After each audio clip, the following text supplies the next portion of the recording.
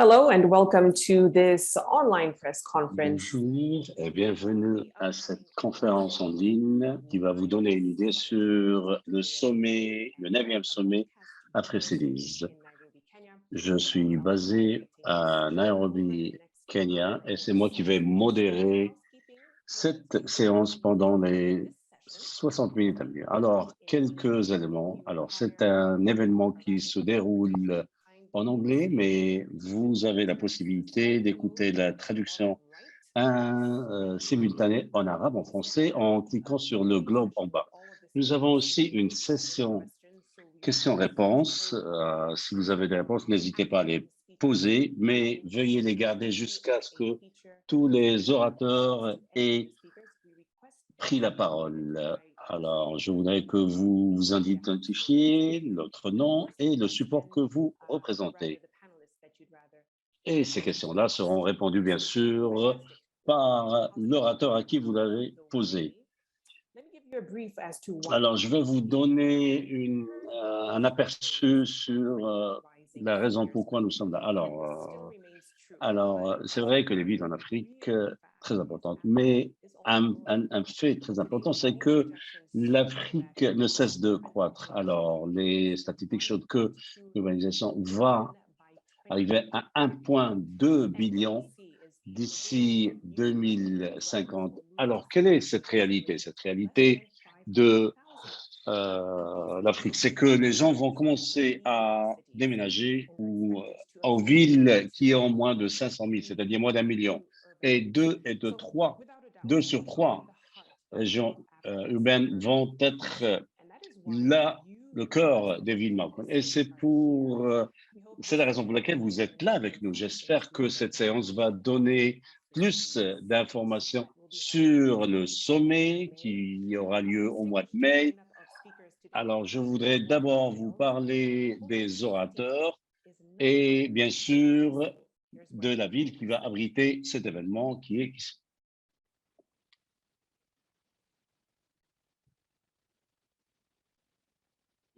Good afternoon, good morning, good evening. Bonjour, bonsoir, dépendamment de là où vous êtes. Je m'appelle Kisumu, je suis le gouverneur de Kisumu.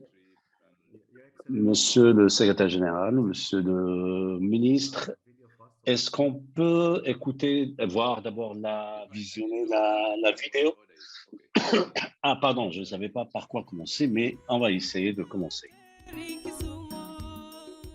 Welcome to Kisumu. Bienvenue à Kisumu, la 3e grande ville au Kenya et la capitale du comté de Kisumu. La ville est un endroit de passion, de spectacle et de divertissement, où l'humanité interagit avec le développement et où la mer rencontre la terre. C'est très facile de se déplacer dans la ville de Kisumu, avec un réseau routier de très bonne qualité. Aussi, la ville jouit d'un emplacement stratégique, étant donné que c'est le portail vers la région de l'ouest du Kenya et la région des lacs, et ce, grâce à son aéroport, ses voies maritimes et ferroviaires. Nous avons à présent une ville en pleine croissance et prête à être une ville de grande importance pour le Kenya, pour l'Afrique et pour le monde. Effectivement, la ville est prête à abriter la conférence Afri-Cities. Abriter une conférence de cette dimension avec plus de 8 000 à 10 000 participants sera une grande mesure de relance économique. Mon administration, monsieur le gouverneur, n'épargnera aucun effort pour vous soutenir afin que vous puissiez faire en sorte que cette ville soit la vitrine du Kenya pour l'Afrique et pour le monde. La ville de Kisumu se tarde de plusieurs établissements hôteliers, toutes classes confondues. Nous avons plusieurs hôtels qui ont récemment ouvert leurs portes pour accueillir les touristes. Juste pour la ville de Kisumu, nous avons 324 établissements hôteliers ouverts.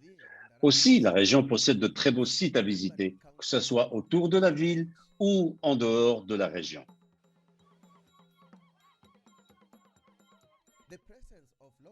La présence de banques nationales et internationales, les malls, les centres commerciaux, les marchés démontrent clairement que la ville de Kisumu est une ville des affaires.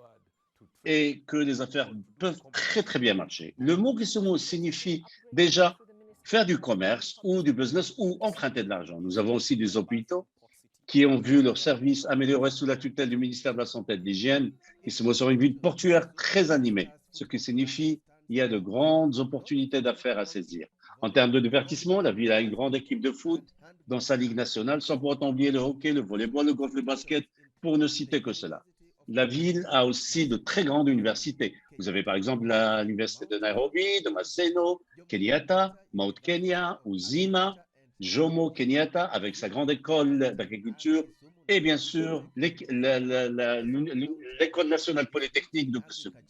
Le comté de Kisumu possède une grande richesse en agriculture avec sa culture rizière, avec la culture de la canne à sucre, et cela est un grand potentiel économique pour l'investisseur.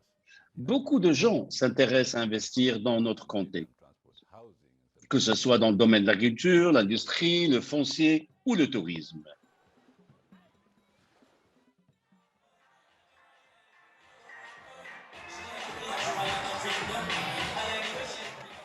Kisumu, the land of Kisumu, la terre des passions, vous invite à bras le corps à venir participer à ce sommet dans sa 9e édition AfriCities. Excellent. Bien sûr, on aura l'occasion d'écouter le gouverneur du comté de Kisumu, mais d'abord, on va donner quelques des attentes. Alors, regardez cette vidéo pour l'instant.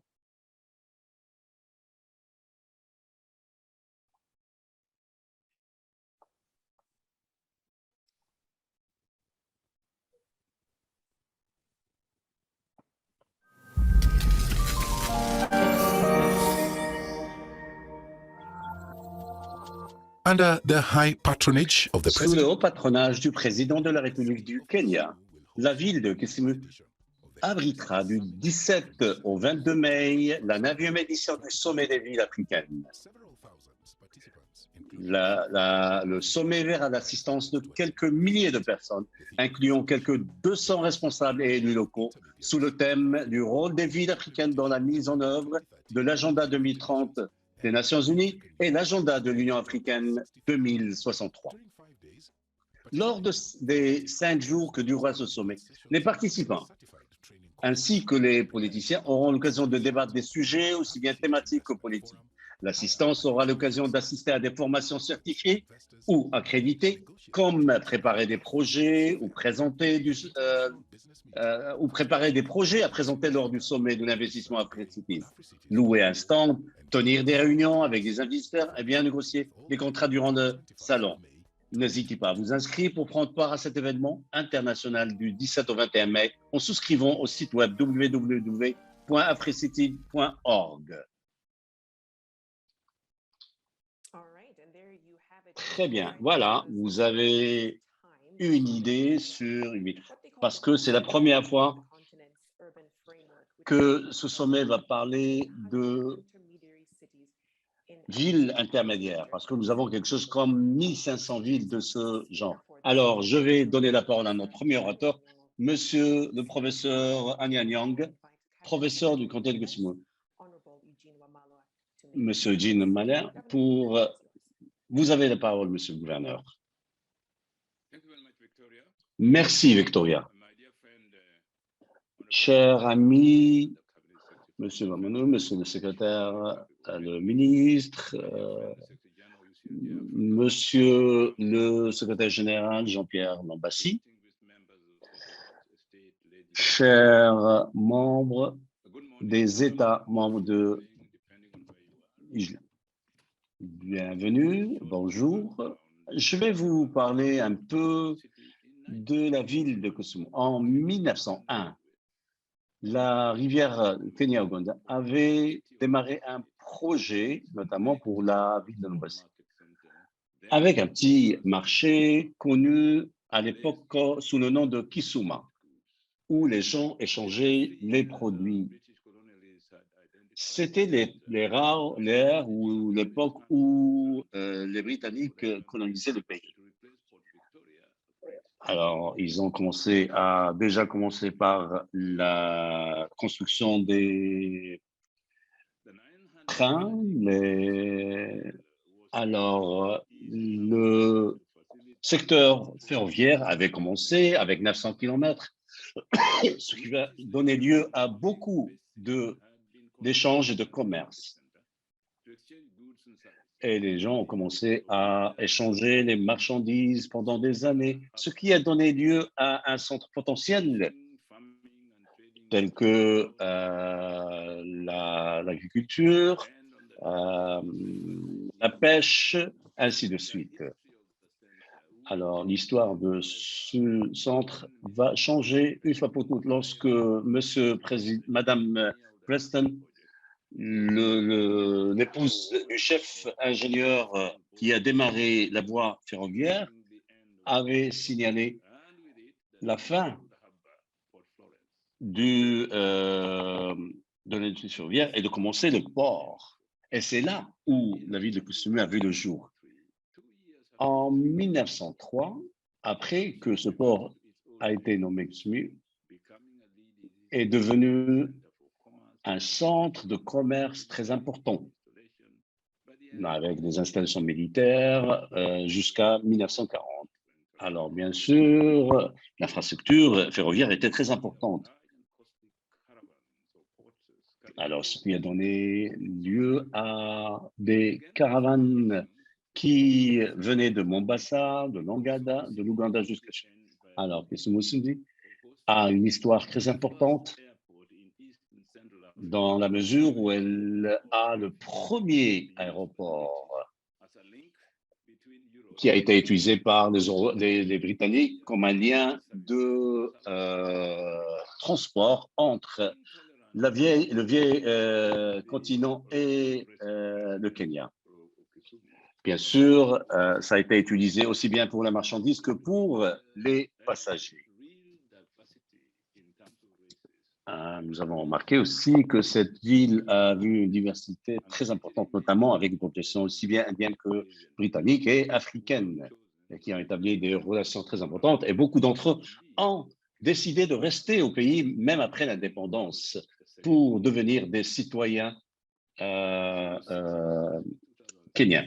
C'est ce qui a donné le lieu de la deuxième Mumbai africaine. Alors, la ville Sumu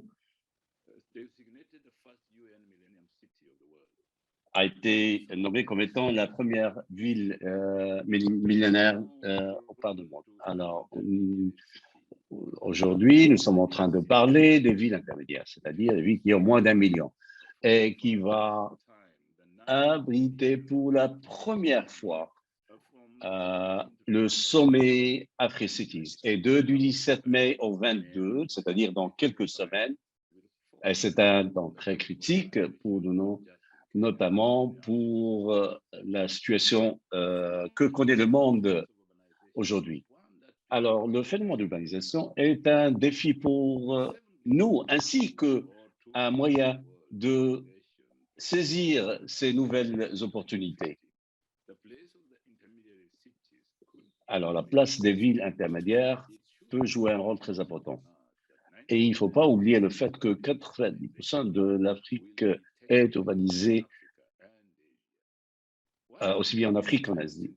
Alors, cette tendance de croissance de population dans les villes intermédiaires a des défis, mais elle a aussi des opportunités. Rappelez-vous que nous avons à faire face à changement climatique, la pandémie, Covid, et n'en fait que accélérer nos politiques pour faire en sorte que les villes intermédiaires deviennent de plus en plus indépendantes, de plus en plus autonomes, notamment pour accélérer la mise en œuvre de nouvelles stratégies, notamment pour une meilleure économie africaine.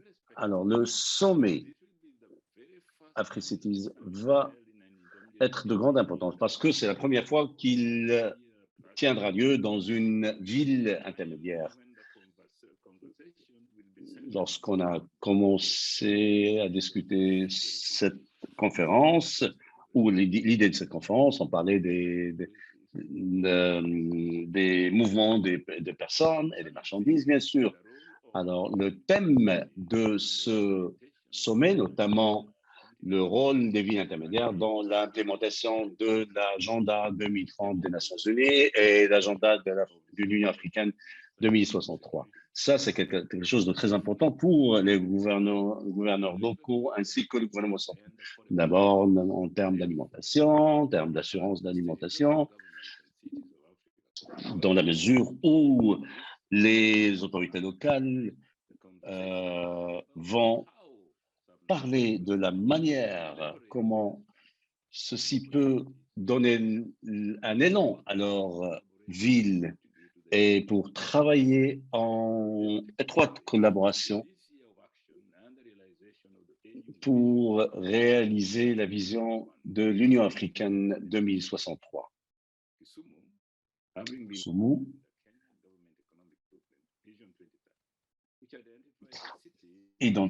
a été identifiée comme la ville la plus importante aujourd'hui. Sa position comme une destination idéale pour le commerce africain, notamment pour son emplacement sur le lac Victoria, a un potentiel très important pour le commerce. Ce sera une opportunité pour les investissements, notamment pour le transport maritime, l'agriculture, l'agribusiness, le tourisme, le foncier, l'industrie du cinéma, ainsi de suite.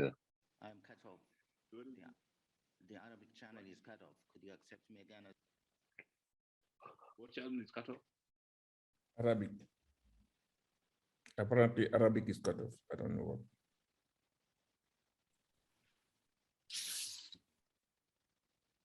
Your Excellency, you may proceed.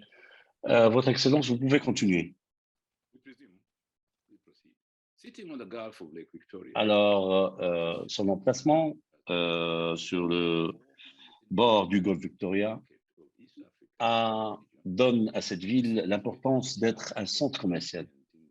Et elle sera prête pour les investissements, notamment l'agriculture, l'agrobusiness, l'industrie du cinéma, le textile, le tourisme, le foncier, l'urbanisation, le secteur minier, le développement, les services, sans pour autant parler des services financiers et autres. Alors, c'est un plaisir pour moi d'inviter l'Afrique, le monde entier à la ville de Kosovo pour le plaisir de vous voir et de reprendre une journée où notre voyage pour une renaissance africaine. Bienvenue à Kosovo. L'avenir est devant vous. Nous vous attendons. Merci, Monsieur le Gouverneur. For Defense, Waziri Honorable Eugene Wamalwa, to make his remarks. Thank you. May I now take this opportunity to invite my dear friend and my colleague, the Honorable Eugene Wamalwa, Minister. Alors, à présent, je vais donner la parole à Monsieur le ministre de Développement et de la Défense. À vous la parole, Monsieur le ministre. Merci beaucoup, professeur.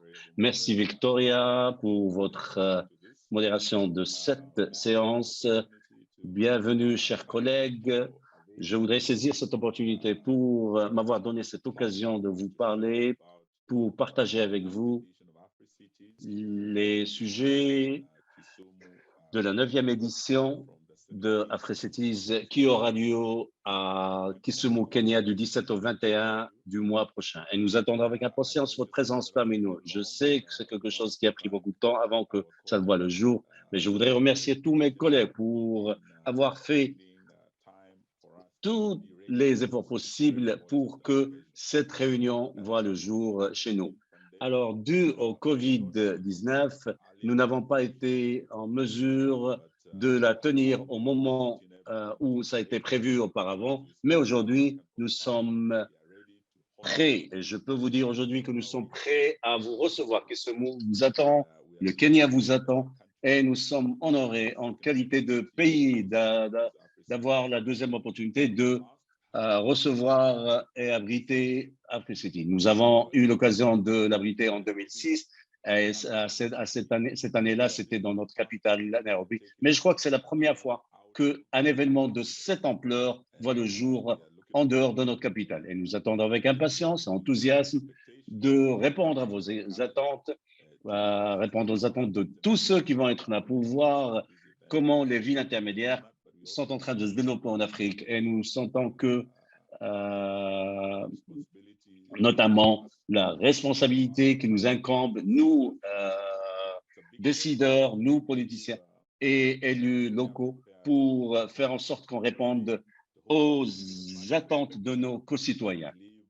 Et je pense que ce que vous avez mis comme thème est important, va aider certainement nos villes. Et on sera certainement à la hauteur de vos attentes. Nous sommes préparés, nous attendons avec enthousiasme non seulement de vous recevoir et de vous montrer la valeur de cette ville, mais aussi nous voulons démontrer le potentiel que les villes intermédiaires peuvent avoir, pas seulement chez nous, mais en Afrique, que ce soit au Kenya, que ce soit au continent africain, parce que l'histoire nous dit que dans 20 ans, la population de l'Afrique va certainement être dans les villes intermédiaires, notamment, comme a dit Victoria, par exemple, il y aura 1,2 million de personnes qui vont vivre dans des zones urbaines.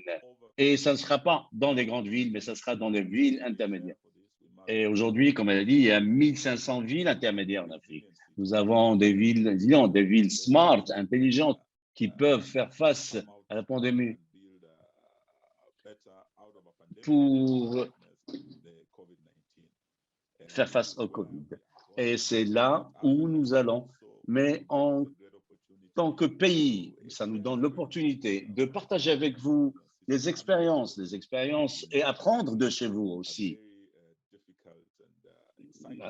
Aujourd'hui, nous sommes dans une ère qui est très difficile de par le monde. Aujourd'hui, chez nous, nous avons une nouvelle constitution.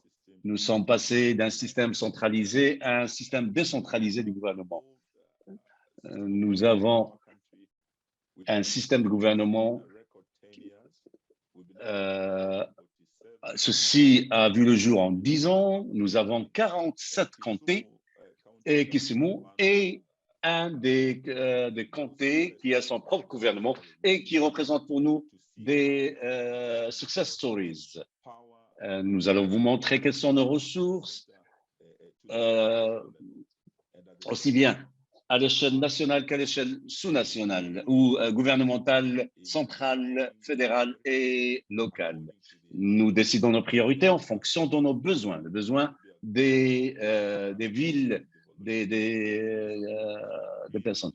Et en qualité de ministre de Développement, j'attends avec enthousiasme votre arrivée. Je vous souhaite la bienvenue et j'attends encore une fois avec impatience votre arrivée pour partager avec vous nos idées et apprendre de vous. Et merci pour votre attention. Merci, Monsieur Waziri, pour vos remarques. Effectivement, c'est un moment très important pour Kenya et pour l'Afrique. Alors, l'orateur suivant, c'est Jean-Pierre Mansen, c'est le général des United Cities, des UCGLA d'Afrique. Monsieur Pierre, vous avez la parole. Merci.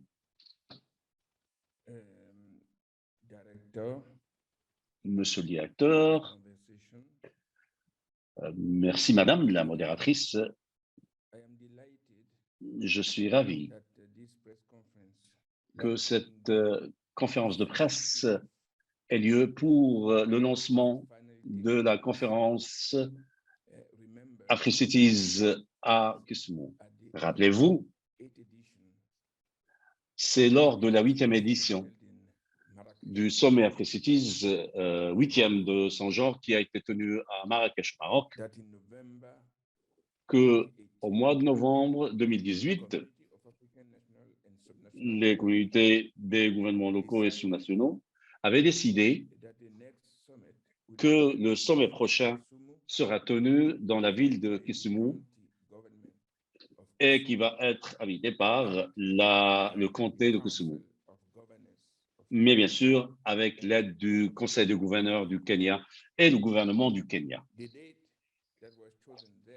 La date qui a été choisie à l'époque était novembre 2021. Mais malheureusement, à cause de la pandémie Covid, cette date a été poussée au 17-21 mai 2022.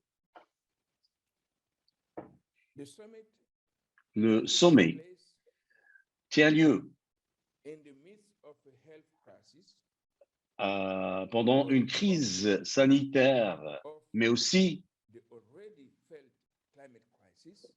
la crise climatique et aujourd'hui la situation géopolitique que connaît le monde. Alors ces changements-là, cet environnement, c'est un environnement critique et unique de son genre.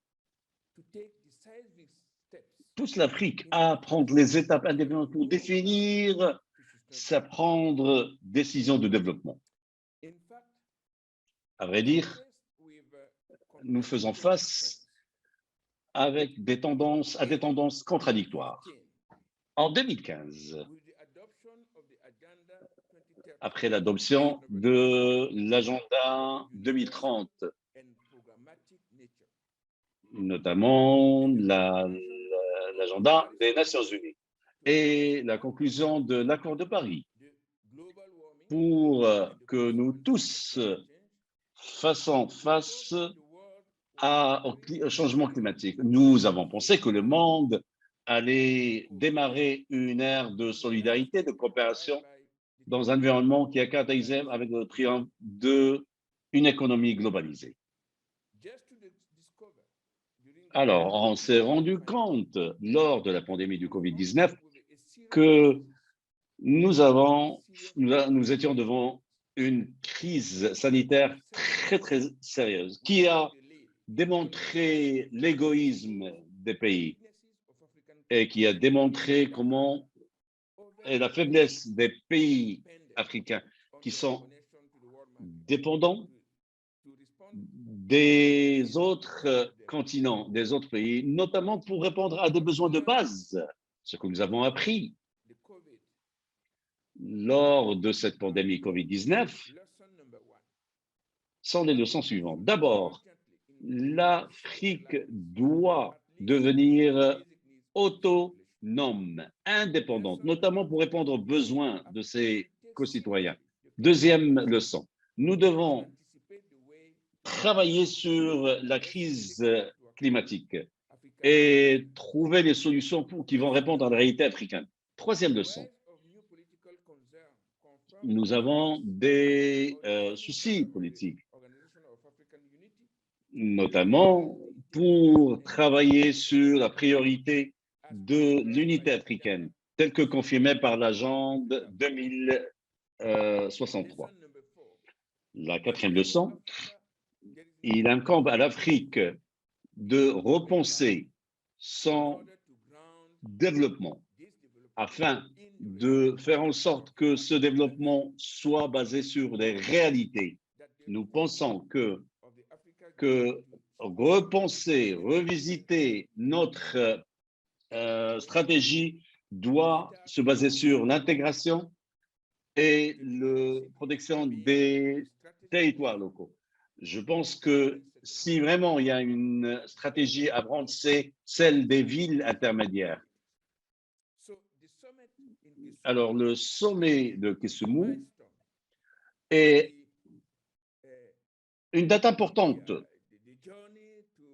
dans ce voyage ou cette aventure pour la renaissance africaine, la renaissance d'une nouvelle pensée africaine de développement, pour que ça soit inclusive, et c'est ce qui va être discuté à Kisumu. C'est la raison pour laquelle nous avons fait appel à toutes les parties prenantes, notamment la diaspora, qui ont été reconnues comme étant la 6e région de l'Afrique, mais qui malheureusement ne sont pas impliqués ou inclus dans ces réflexions. lorsque nous travaillons sur l'avenir de notre continent. Nous avons aussi voulu que l'Union africaine soit présente et connectée à la réalité africaine. C'est la raison pour laquelle nous les avons invités, parce que ils vont se réunir avec les personnes, les élus locaux qui gèrent les soucis journaliers des citoyens africains. Je voudrais partager avec vous à présent un aperçu général sur AfriCities. Est-ce que vous pouvez mettre la présentation sur l'écran, s'il vous plaît? Merci. Alors, l'architecture générale de notre sommet, comme vous voyez, attendez une seconde, on est en train de...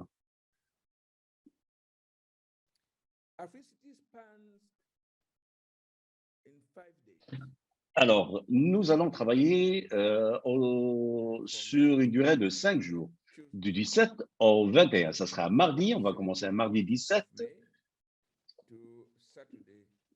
et on va clore le sommet un samedi 21 mai. Voici l'architecture de ce sommet. Nous avons 3 jours qui sont consacrés à mieux comprendre le thème du sommet. Rappelez-vous que nous avons divisé ce sommet en 3 thèmes. D'abord, les politiques locales et stratégies.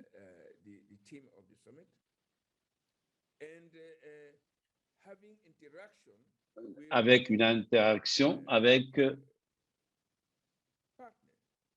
les partenaires qui veulent assister, qui veulent aider, qui veulent travailler avec les communautés locales africaines.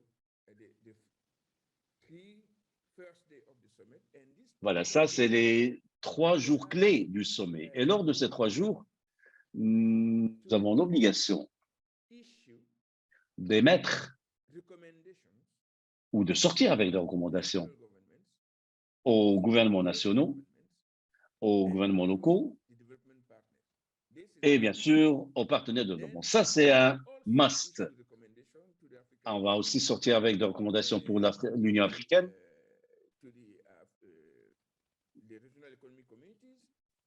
les comités régionaux et bien sûr africaine. Mais ça, c'est optionnel. Ce n'est pas aussi obligatoire que les autres. Les 2 derniers jours, notamment le 20 ou le 21, toucheront à l'aspect politique. Et lors de ces 2 journées, nous allons tenir une réunion des maires des villes, des ministres, des élus locaux, des communautés régionales économiques, des réunions des partenaires économiques de développement. Et ce qui est nouveau pour cette conférence de Kisumu, c'est que nous allons faire en sorte que les universités, les élus locaux, les jeunes vont participer. Alors, comme vous avez vu, nous allons avoir des séances ouvertes, c'est-à-dire où les gens peuvent assister, poser des questions et parler aux dirigeants locaux. Le 21, nous allons avoir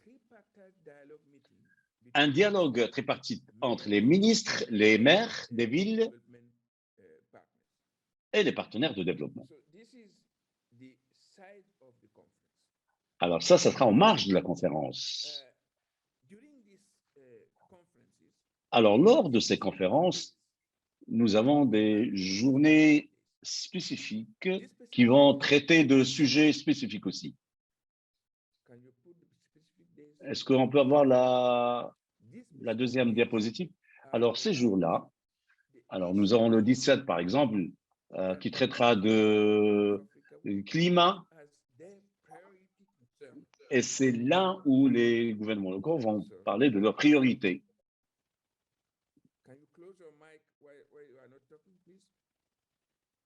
Est-ce qu'on peut demander aux gens de fermer leur micro? Alors, le 17 mai, qui est un mardi, nous allons avoir une journée climat et une journée diaspora. Le 18, c'est une journée culture et une journée numérique ou digitale.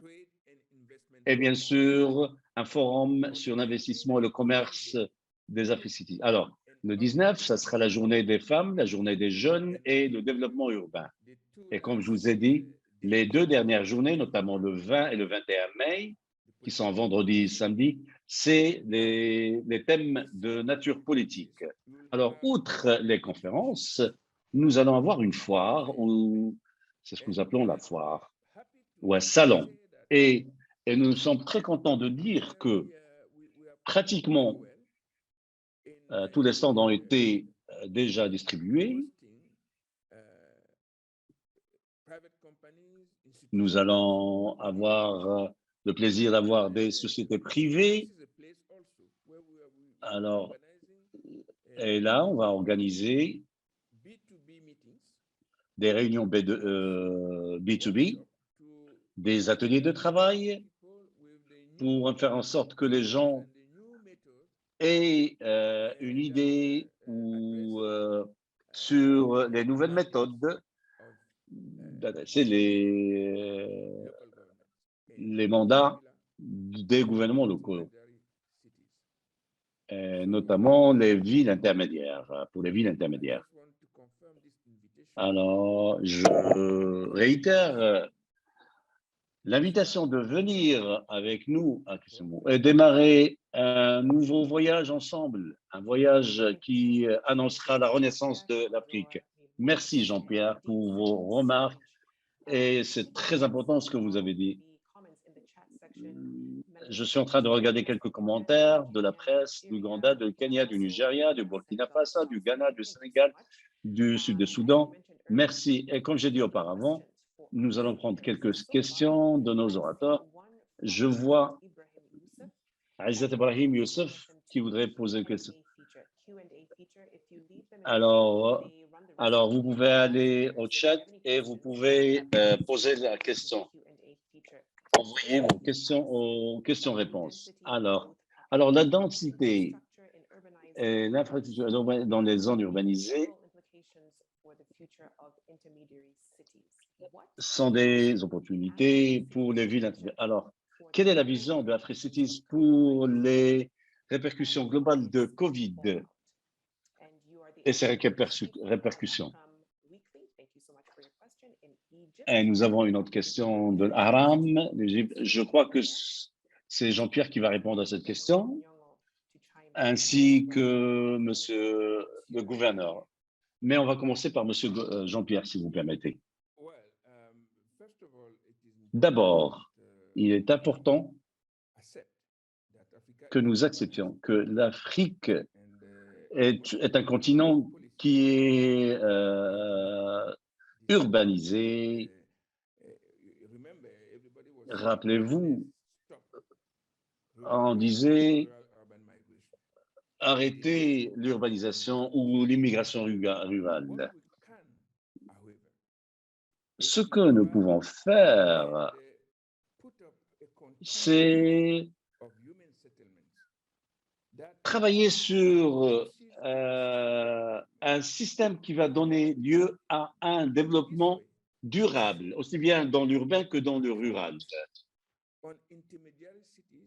Et pour cela, je crois que si vraiment il y a une solution, c'est bien les villes intermédiaires, qui va être une phase intermédiaire entre les grandes villes et le monde rural, et qui vont être les endroits où nous internalisons notre économie, ou nos économies. Rappelez-vous, les villes intermédiaires sont en lien direct avec le monde rural. Et c'est là où nous pouvons travailler sur de nouvelles manières de développer les relations entre le rural et l'interurbain ou l'urbain. Nous avons besoin de prendre en considération que si vraiment il y a quelque chose qui se développe et qui est en croissance en Afrique, c'est les villes intermédiaires. Et il va falloir adresser les questions auxquelles font face les villes intermédiaires. Et que ce soit une manière d'adresser et le problème interurbain, le problème intermédiaire et rural. Je pense que la COVID nous a appris une chose, c'est que la planification pour les villes urbaines est très importante. Nous avons des endroits où il n'y a pas d'eau, il n'y a pas accès à l'électricité, il y a une différence entre des zones riches et des zones pauvres au sein de la même ville. Mais la COVID nous a appris une chose, c'est que nous devons tous avoir accès à la santé. Nous avons tous avoir accès à l'eau, à l'électricité. Rappelez-vous, la meilleure manière de faire face à cette pandémie, c'était la vaccination généralisée.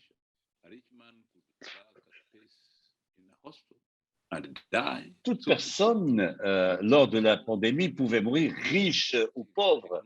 Et par conséquent, nous devons repenser, redéfinir nos politiques, notamment revoir nos théories, nos concepts, notre philosophie de développement.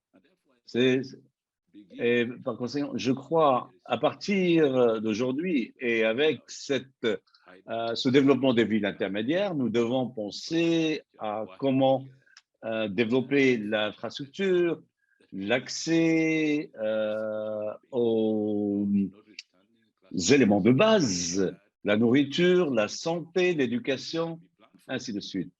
Et je crois à partir de choses, nous devons adresser cette question-là de manière pratique, et que ce soit quelque chose intégré dans notre politique, la politique de développement de nos villes et de nos pays.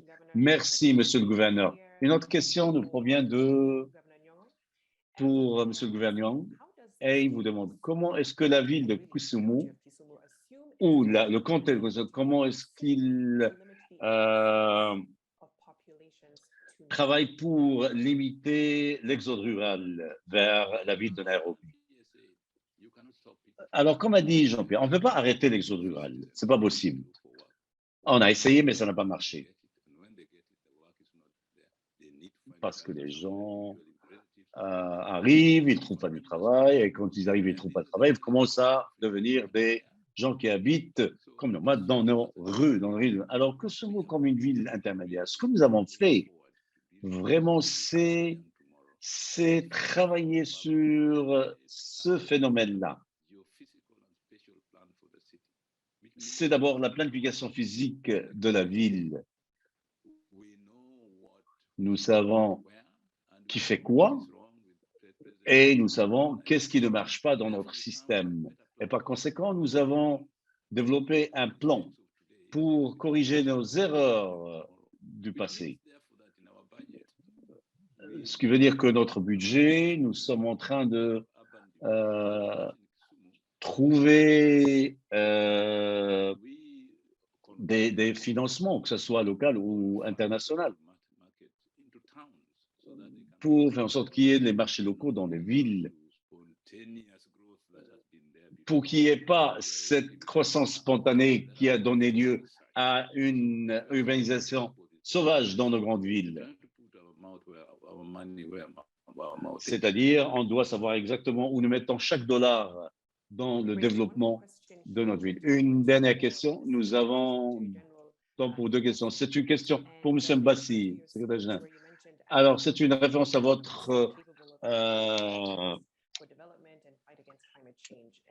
référence à l'Afrique qui sera. Quel sera le rôle des autorités locales, du gouvernement locaux et du gouvernement fédéral ou national? D'abord, il faut reconnaître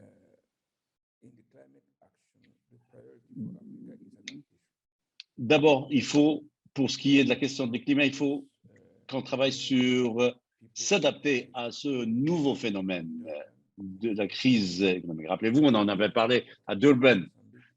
Et rappelez-vous ce qui s'est passé au Mozambique. Alors, s'adapter au changement climatique est un des objectifs, est une des priorités pour nous aujourd'hui. Et l'adaptation doit se produire au niveau territorial. Et dans le plupart du temps, lorsque cela se produit, nous avons le gouvernement local qui s'impliquent, mais ils viennent à un moment donné, après ils disparaissent.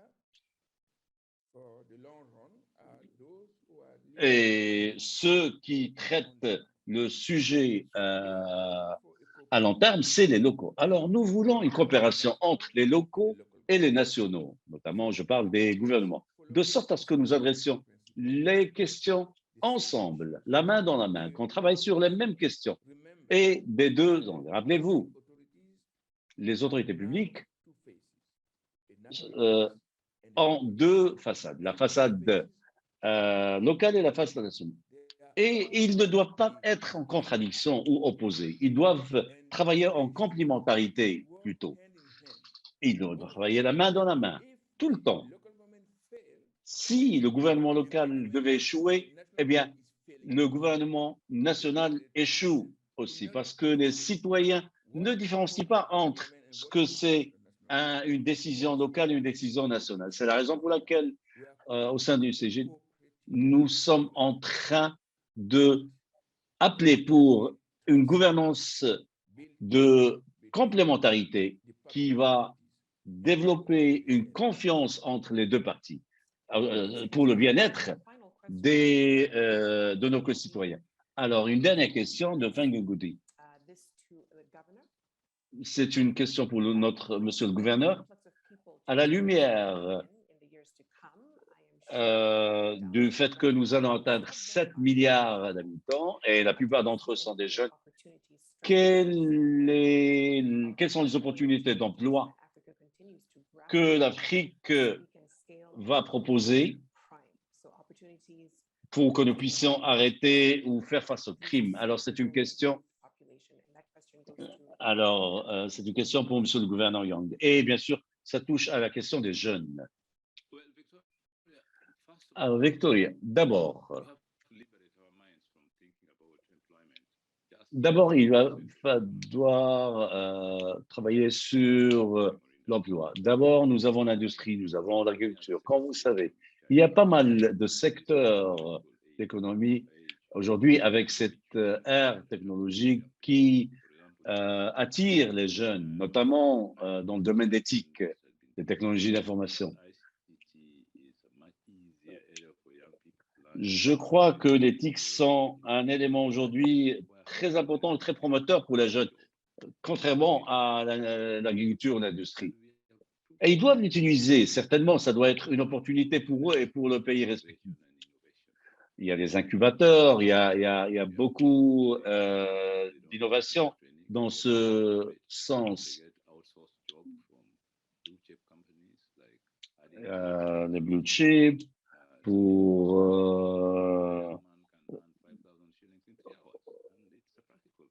et aujourd'hui, un jeune homme peut gagner 5 000 shillings en 3 heures.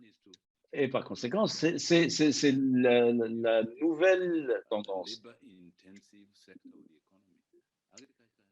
L'agriculture peut faire mieux. Il faut reconnaître cela. Elle est toujours traditionnelle. On doit passer à l'agro-business qui va donner beaucoup d'opportunités de travail à nos jeunes. Nous sommes en train d'exporter pas mal de nos produits, mais si on devait les traiter, on peut créer plus d'opportunités de travail pour les jeunes parce que il y aura une valeur ajoutée, certes, à ces produits-là, notamment les épices. Ce sont des produits de grande valeur qui peuvent être traités. Et bien sûr, aujourd'hui, les agriculteurs doivent penser à cela. Comment ils peuvent passer d'une agriculture traditionnelle à une agriculture moderne? Et c'est là où le lien doit être trouvé entre l'industrie et l'agriculture. Et nous devons saisir cette opportunité. Merci. Une toute dernière question, s'il vous plaît. Malheureusement, nous avons un temps limité. Je vais poser la question à M. Bassi. Alors, la question est la suivante.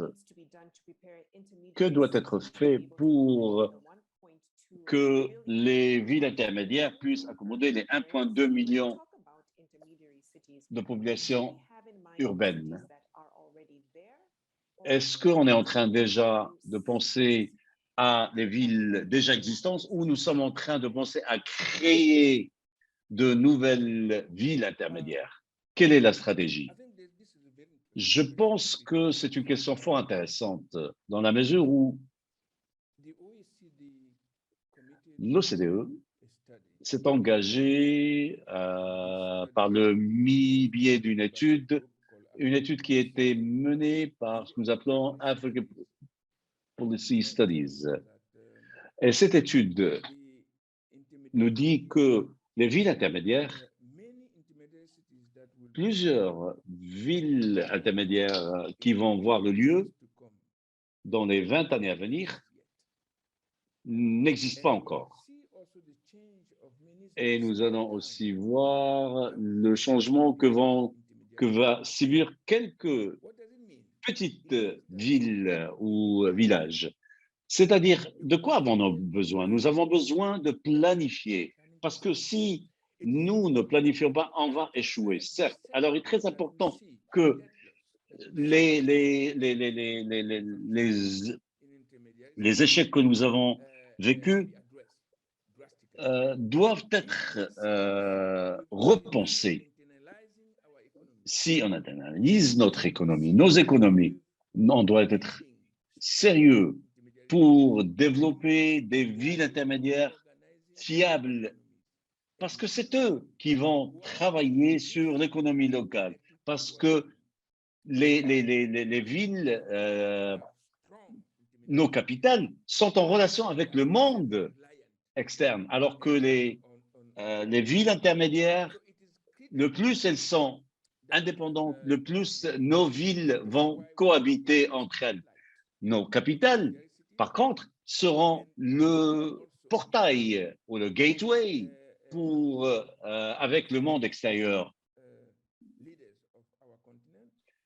Les leaders de nos continents, nos chefs d'État,